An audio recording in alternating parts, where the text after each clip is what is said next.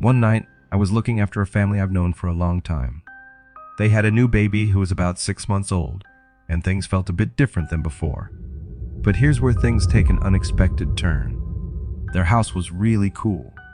It wasn't super fancy, but it was really big. And wow, the view from their bedroom was amazing. You could see the entire city from up there. They had tons of CD, which was really exciting for me at that time. Kitchen always had plenty of food, and the place was like a fancy art museum, with so many awesome things to look at. That night was special. I saw a toy sword that looked like a real samurai sword among the kids' toys. It seemed so real that I wanted to play with it for a while. The design of the house was interesting too.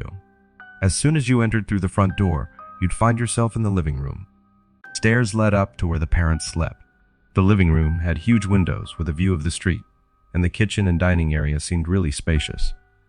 There was also a comfy study that felt more like a small reading corner, filled with lots of books. Around 8 p.m., I got a ride to the house.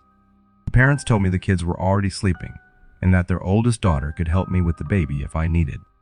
I felt fine and safe. They were coming back at 1 a.m. and said I could call if I needed help. The house had a door with a screen that was a little hard to lock that night, but I didn't stress about it. I went to a room to read, relax for some time, and didn't realize how late it was because there wasn't a clock, and I didn't have a phone. All of a sudden, I felt something wasn't right. It was like the quiet became really strong. Then, I saw a man in the front yard from the kitchen. He was just standing there, and I got really scared and couldn't move. Front door wasn't locked, and he seemed like he was walking towards it. I was really scared inside. I didn't have anything to protect myself with, and I couldn't reach the kids and the baby at the same time. He was really big, and I felt really small and frightened. I got really nervous and saw a fake sword, so I grabbed it and held it up high. I didn't know what else to do. He walked away suddenly, but I saw he was holding something shiny in his hand. He hid it while looking at the house. I saw him go and quickly close the door, feeling really scared. I didn't do anything smart. I didn't call anyone for help. I just waited for the parents to come back. I never told them or anyone else what happened because I was afraid they'd think it was my fault for letting the kids get in trouble. After that night, nothing bad happened to the family, which was a relief. But here's the surprise. A few weeks later, I was talking to the oldest daughter about what happened that night. She got really serious and said something that really scared me. She knew about the toy sword that looked real and where it was kept. She confessed that sometimes she and her siblings would play a game.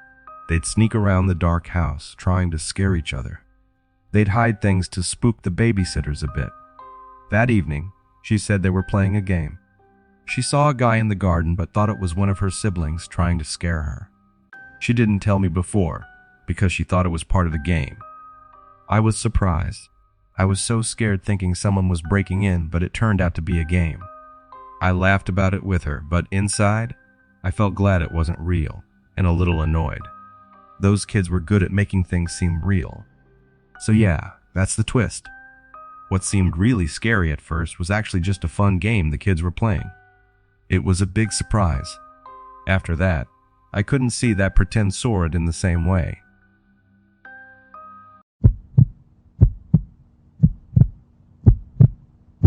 I can remember that evening really well. My mom and dad were going to a party for work, so they left me in charge of my little sister, Emily. We had a routine for this, so it wasn't new. I was 14 years old, and Emily was a cheerful 9-year-old who adored cartoons and was always eager to explore new things. Like always, our parents went out at 5 p.m., saying they'd be back before 9 p.m. They filled the fridge with snacks, told me to take care of Emily, and said to call if something seemed wrong. Taking care of Emily for me meant making sure she stayed safe and didn't get in trouble. I'd put on her favorite TV show for her, and then go do my own stuff secretly. That night, I was in my room when I heard the doorbell. It surprised me because it was too early for our parents to be back. I went to the front door, and Emily was watching from the living room. Outside, there was a man looking through the small window on the door. I opened the door just a little bit, making sure to keep the metal gate closed. "Hey, are your parents here?" He asked. I paused for a moment. "No, they're not here. Sorry," All right, thanks. he said, and left. I didn't think much about it and went back to my room. Later, I made some snacks for us. I turned on Emily's favorite TV show and started playing games in my room. All of a sudden, the front door made a creaking sound. I got confused and worried, so I quickly left my room. Just as I was about to get to the living room, I heard the gate outside click open. My heart started beating really fast when I saw Emily at the door with the same man from before coming in. I was really scared. The man said hi to me in a friendly way, but I was too scared to say anything back. He bent down and started talking quietly to Emily. I felt really scared in my stomach. When he tried to touch her, I acted quickly and pulled her away. He acted like everything was fine, saying he wanted to go outside and even asked me to join.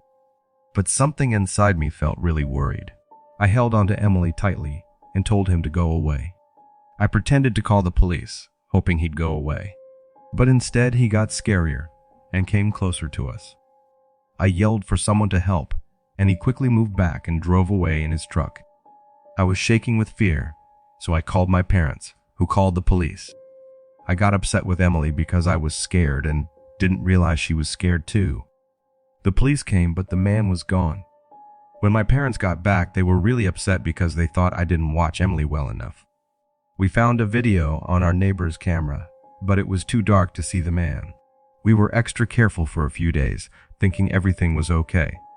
But a week later, when we were at the store with our parents, something strange happened. As we got close to our street, we noticed bright lights near our house. We got really scared and hurried closer to see police cars parked outside our home. I felt my heart beating fast. The police were talking to our neighbors, and there was an ambulance there too. We quickly went over, and one of our neighbors told us that they saw someone hanging around our house earlier. Police came quickly but found our front door wide open. They had to check inside our house to make sure everything was okay and safe. Police told us that nobody was in the house, but they found something strange. There was a note on the kitchen table. It was written quickly on a ripped piece of paper. It said, "I'm sorry. I was just trying to keep her safe. She's in danger." Reading the note made us feel scared. We wondered who was trying to keep Emily safe, and why did they think she was in danger? The police looked into it, but didn't find any new clues. We felt uneasy, like someone was always watching us. To be safe, my parents added more security to our house, and we were told to be really careful. Time went by, and things started to feel normal again. But one day, as I was going through old photos, I found one from the night it all happened. I noticed something in the background, a picture of the man who tried to get into our house. Someone was hiding behind a tree, watching us from far away. It made me feel scared. I didn't know who this mysterious person was or why they were watching us. I told my parents about what I found, and they talked to the police. The police took the picture to check it out, and they said they would keep looking into it. But even though they tried really hard, they couldn't figure out who that person was. For many months, nothing else scary happened. We ended up moving to a new area to begin again. But we couldn't forget the scary night we had before. It reminded us that there might be hidden dangers close to where we live.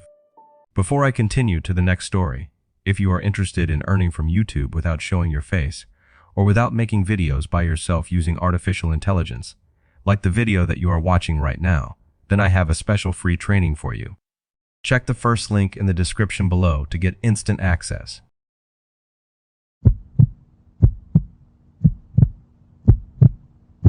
When I was around 15, something really strange happened. My dad's boss and his wife had a baby, but they still wanted to have fun and go out a lot. And guess who they asked to take care of the baby? Yep, me.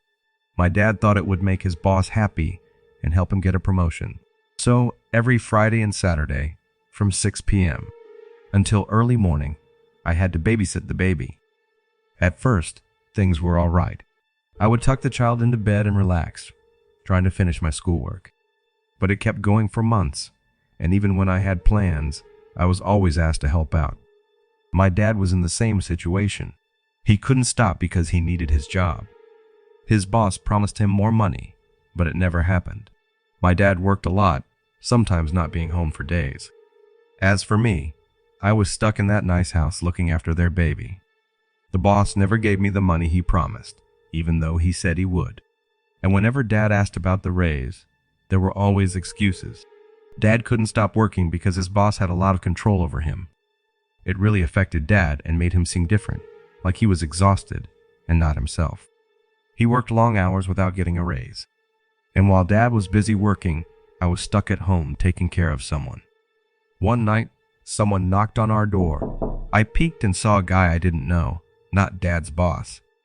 He seemed worried and asked to speak with Dad. I tried to send him away, but he seemed really anxious. When I tried to close the door, he stopped me, reaching for something in his pocket. I got scared, but he wasn't trying to hurt me. He just needed to talk to Dad. Before I knew what to do, he suddenly came in. I was so upset that I called my dad while crying, trying to explain. But the man quickly went upstairs, where the baby was. I got really scared and took a knife from the kitchen, hoping I could stop him. I discovered him in the baby's room, holding a gun to her head. He began talking, saying things about how my dad's boss was mistreating everyone, treating them badly. He was really hurt and mad, lost his family because of his job, and felt stuck. It was really scary. He was acting really strange, saying he wanted to hurt the baby. I tried to talk to him and stop him from doing something bad. He was really upset about his boss, and I believed what he was saying. Suddenly, the police came in, yelling about a man with a gun. Everything got really chaotic. The man felt bad, gave me the baby, and then he hurt himself. It was really messy, with me holding the baby and the police showing up. Much later, my dad got us fired from our jobs. We ended up in the hospital, and the police said it took them a while to take the baby away from me. But my dad noticed something was wrong because I accidentally left the phone on during everything that happened. He called the police. This happened a while ago. Dad is doing better now that he's not working for that boss anymore. But I've heard the boss is still doing bad things to other people. I hope someone stops him for what he did. It's hard to forget how crazy that night was, but I'm just relieved that the baby was okay. People who act badly will eventually face consequences. I believe in karma, so I hope it catches up with that boss someday. It's not right to treat people badly like he did. That night showed how someone can fall when they're pushed too far. But you know what? Something unusual happened that night. Something I've never shared before. While all the chaos was going on, I saw something strange in the hallway mirror. It wasn't just a reflection. I saw another person in the mirror who wasn't actually in the room with us. I saw something quick, like a person standing there but then gone fast. I figured it was stress or the crazy situation making me see things. But now, whenever I pass that mirror, it feels weird, like someone's watching, even when no one's there. I can't explain it, and I haven't seen it again. It makes me wonder if something strange happened that night that I didn't get. Or maybe it was just my mind confused during all the chaos. I guess some stuff will always stay a mystery.